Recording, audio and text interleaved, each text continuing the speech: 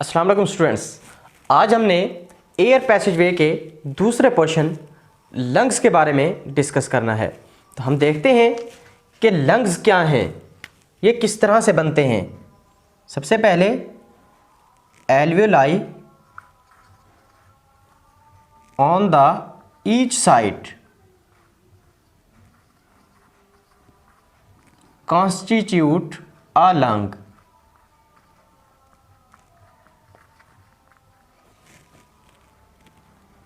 Diagram में हम देख सकते हैं कि सबसे पहले ट्रेकिया था, उसके बाद ब्रोंकाई, फिर ब्रोंक्यूल्स आए, ब्रोंक्यूल्स के आगे एल्वियोलाई बने हुए हैं। अब ये एल्वियोलाई सारे मिलते हैं और एक लंग बन जाता है।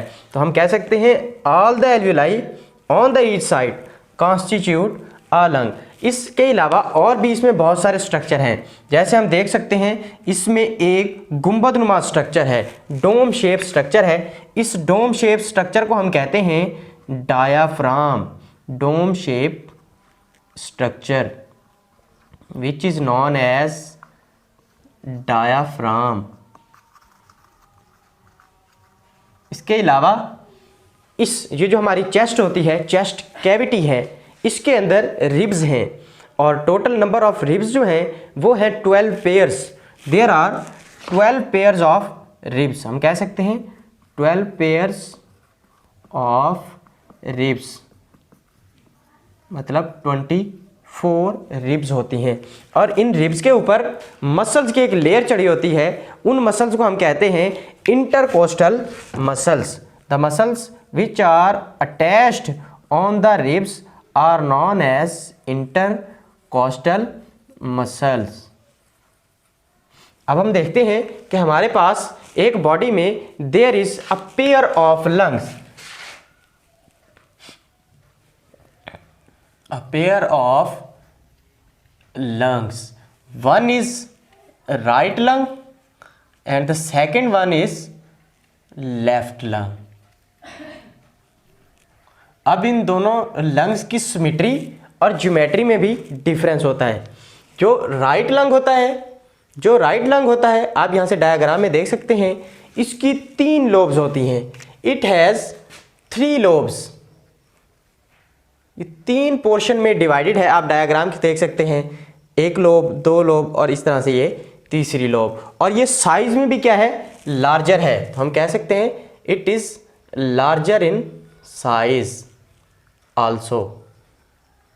जबकि इसके कंपैरिजन में अगर हम लेफ्ट लंग को लें तो लेफ्ट लंग थोड़ा सा स्मॉलर है और 2 लोब्स में डिवाइडेड है। तो हम कह सकते हैं 2 lobes and smaller as compare to right lung, as compared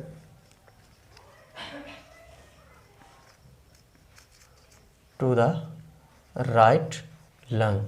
अगर हम लंग्स की कैरेक्टरिस्टिक्स देखें कि किस तरह से होते हैं, तो लंग्स स्पॉन्जी होते हैं, स्पॉन्जी ऑर्गन है।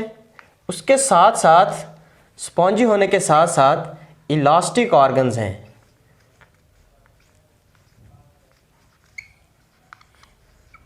आगे मूव करें तो हम देख सकते हैं, अगर इसका हम स्ट्रक्चर को वाजे करके देखें जैसा कि इस डायग्राम में दिखाया गया है, तो इसकी 2 मेम्ब्रेन्स हैं और लंग्स की मेम्ब्रेन को हम टर्म से रिप्रेजेंट करते हैं। उस टर्म को हम कहते हैं प्लूरल। अब लंग्स की 2 मेम्ब्रेन है, एक अंदर की तरफ है, उसको हम कहते हैं इनर प्लूरल मेम्ब्रेन, और एक बाहर की तरफ है, उसको हम कहते हैं आउटर प्लूरल मेम्ब्रेन। डायग्राम में देखा जा सकता है कि इनर प्लूरल मेम्ब्रेन और आउटर प्लूरल मेम्ब्रेन के दरमियान एक फ्लूइड पाया जा रहा है।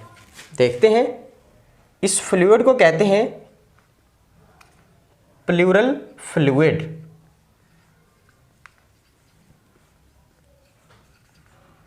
अब इस फ्लूइड का क्या फंक्शन है, ये फ्लूइड इनर और आउटर प्लूरल मेम्ब्रेन के दरमियान होता है और इसका फंक्शन ये है कि ये लंग्स को लुब्रिकेशन प्रोवाइड करता है, फ्रिक्शन को कम करता है। मतलब जब लंग्स एक्सपेंड होते हैं या कॉन्ट्रैक्ट होते हैं तो उनको लुब्रिकेशन प्रोवाइड करता है ताकि वो इजीली एक्सपेंड हो सकें और इजीली कॉन्ट्रैक्ट हो सकें।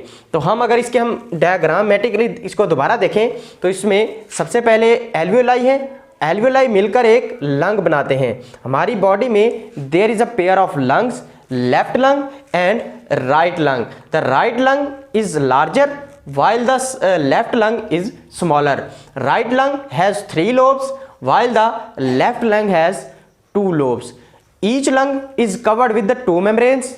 One is inner pleural membrane and the second one is outer pleural membrane.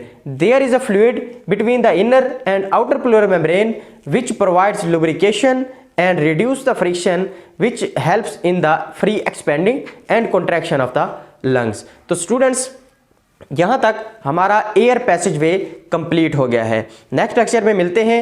Allah Hafiz.